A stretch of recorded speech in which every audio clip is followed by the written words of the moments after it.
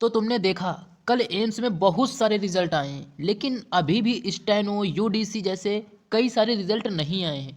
तो इनकी expected date क्या हो सकती है? आज के वीडियो में मैं ये तो तुमको बताऊंगा ही, साथ ही मैं ये भी आज बताने वाला हूँ कि जो भी कल रिजल्ट आए हैं और जिन भी बच्चों का सिलेक्शन हो गया है उनको तो मैं बधाई देता हूँ, लेकिन उनको मैं एक न्यूज़ भी देता हूँ कि अगर आपका सिलेक्शन हो गया है तो अभी आप पूरी तरीके से खुश मत होना, क्योंकि अभी आपको डीवी कराना है। और आपको जानकर हैरानी होगी कि डीवी से भी बहुत सारे स्टूडेंट बाहर होते हैं। क्यों बाहर होते हैं, ये आज के वीडियो में मैं आपको बताने वाला हूँ। तो अगर आपका सिलेक्शन हो गया तो ये वीडियो तो तुम्हारे लिए बहुत ज़्यादा इंपॉर्टेंट है, और अगर नहीं हुआ है तो भी मैं तुमको थोड़ा सा एडवाइस देना चाहूँगा कि आपको दुखी नहीं होना है। दरअसल एम्स में अगर वैकेंसी, मान लीजिए एक एग्जांपल के थ्रू मैं आपको बताता हूँ, मान लीजिए अगर वैकेंसी केवल 50 आई हैं, मान लीजिए वैकेंसी आपकी केवल 50 हैं, और इस 50 वैकेंसी पर 50,000 लोगों ने फॉर्म भरा है। तो अब ऐसा तो है नहीं कि आपको कहीं अलग से बैठाया जाएगा कि आपने दिया था आपका सिलेक्शन हो जाएगा। सिलेक्शन तो केवल भाई होगा तो 50 का ही ना। अब ऐसा तो नहीं कि सबको सिलेक्ट कर लिया जाएगा, बचे हुए को तो बाहर होना ही पड़ेगा। तो अब ऐसा नहीं कि तुम्हारा सिलेक्शन हुआ नहीं, तुम खुद को कमज़ोर समझ रहे हो कि यार मैंने दिया था उसका हो गया, मेरा नहीं हुआ, शायद मैं पढ़ने में कमज़ोर हूँ। अरे नहीं भाई, ऐसा बिल्कुल भी नहीं होता। तुम्हारा सिलेक्शन अगर नहीं भी हुआ है ना, तो पढ़ने में खुद को ये मत सोचना कमज़ोर हो। ये सोचना कि वहाँ 50,000 बैठे थे, वो जो 50 आए हैं ना, उसमें से भी कई तुक्के से पास हुए हैं। सही बता रहा हूँ तुम्हें, ये चीज़ें दिल पे मत लेना। तुम एक टैलेंटेड हो और तुम बहुत ही बेहतर कर सकते हो, बहुत ही बेहतर कर सकते हो। ठीक है, अब जिनका सिलेक्शन हुआ है वो, तुम सोच रहे होगे कि वो टैलेंटेड हैं, भाई विश्वास नहीं करोगे। कई सारे ऐसे बंदे सिलेक्ट हो जाते हैं ना जिनको कुछ आता तक नहीं है। तुमने भी ये चीज़ें कई बार सुना होगा कि उसका सिलेक्शन हो गया जिसको कुछ आता नहीं था। तो भाई यहाँ पर भी ऐसा चलता है सिस्टम।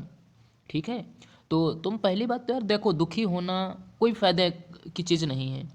तुम ये मान के चलो कि सिलेक्शन नहीं हुआ है ना, कोई बात नहीं, आपके और भी एग्ज़ाम हैं, उनकी तैयारी करो। ठीक है, रीस्टार्ट करो, दोबारा स्टार्ट करो। ये मान के करो कि इस बार हो जाएगा। फिर भी ना हो तो मैं ये नहीं कहूँगा कि तुम टैलेंटेड नहीं हो। मैं जानता हूँ कि आज कितना कंपटीशन है, इस कंपटीशन को बीट करना काफ़ी कठिन भी है। तो भाई जिनका सिलेक्शन नहीं हुआ है, मैं उन्हें भी बधाई देता हूँ, और मैं आशा करता हूँ कि वो भी अपनी लाइफ में इससे भी बेहतर करके दिखाएंगे। ऐसा नहीं है कि जिनका सिलेक्शन हुआ मैं केवल उनको ही बधाई दूंगा, और जिनका नहीं हुआ है मैं उन्हें डिमोटिवेट करूंगा कि तुम्हारा नहीं हुआ है, तुम पढ़ने में कमज़ोर हो। नहीं भाई, तुम्हें भी बधाई देता हूँ कि एटलीस्ट तुम लोग कंपटीशन तो किए। हारता वो है जो लड़ता नहीं है, कम से कम जो कोशिश किया है ना, उससे तो बेहतर है। तो बिल्कुल भी आप निराश मत होना, आप बेहतर हैं, बहुत ही बेहतर करेंगे अपनी लाइफ में। बस हार मत मानना। कुछ फालतू के लोगों के चक्कर में ये मत सोचना कि तुम कमज़ोर हो, कोई भी कमज़ोर नहीं होता है। हाँ, बाकी आपका अगर सिलेक्शन हो गया है तो बेसिकली मैं इतना बताना चाहता हूँ कि अगर आपका सिलेक्शन हुआ है तो ये जो कॉस्ट सर्टिफिकेट होता है, ठीक है, इसको आप अभी से सही करा लीजिए। सही इन द सेंस आपका सही होना चाहिए। जब आपने फॉर्म भरा था तब आपका ये जो कास्ट सर्टिफिकेट बनता है, अगर अप्लीकेबल हो इस चीज़ में, तो आपने जो लगाया था वो सही होना चाहिए। जो डेट उसने मेंशन किया था उसी डेट का होना चाहिए। अगर डेट के बाहर है तो भाई मैं आपको क्लियर बता देता हूँ, पूरी तरीके से रिस्क है। ठीक है, और हाँ, एक छोटी सी एडवाइस देता हूँ AIIMS C R E 4 fill करने वालों को। अगर आप AIIMS C R E 4 fill कर रहे हैं तो आप भी इस चीज़ का विशेष ध्यान रखिए। मैं अपने कई वीडियो में बताया हूँ कि कास्ट सर्टिफिकेट को बहुत ही तरीके से, बहुत ही सही तरीके से आपको अपलोड करना है। डेट के अंदर का होना चाहिए, जो भी डेट उसने मेंशन किया है, 1 अप्रैल के बाद और 2 दिसंबर से पहले का होना चाहिए।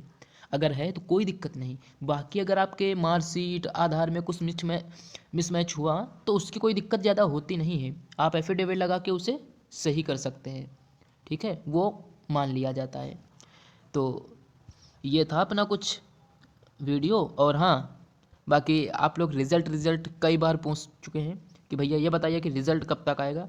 तो देखो भाई, आपका एक्सपेक्टेड रिज़ल्ट मैं बता सकता हूँ। ऐसा नहीं है कि मैंने कह दिया कि भाई इतनी तारीख को आ जाएगा तो ये एकदम पत्थर की लकीर हो गई, अब इतने को आना ही चाहिए ना भाई। गलत पॉसिबिलिटी मैं नहीं दे सकता। मैं आपको ऐसा बताना चाहता हूँ कि अगर मैं कहूँ कहूँ मतलब कहूँ कि इतने को आएगा ना तो इतने को आना चाहिए, इसके बाद नहीं जाना चाहिए। बाद जाएगा तो आप लोगों का विश्वास भी मुझसे उठने लगेगा। तो इसलिए मैं फालतू की भविष्यवाणी नहीं करता हूँ। जो आएगा पहले ही बता देता हूँ, कब तक आएगा सब पहले बता देता हूँ। तो बस इतना ही है कि भाई जिनका भी नहीं आया ना, अभी 4-5 दिन वेट कर सकते हो तुम। बाकी कल मंडे है, आ भी सकता है, ठीक है।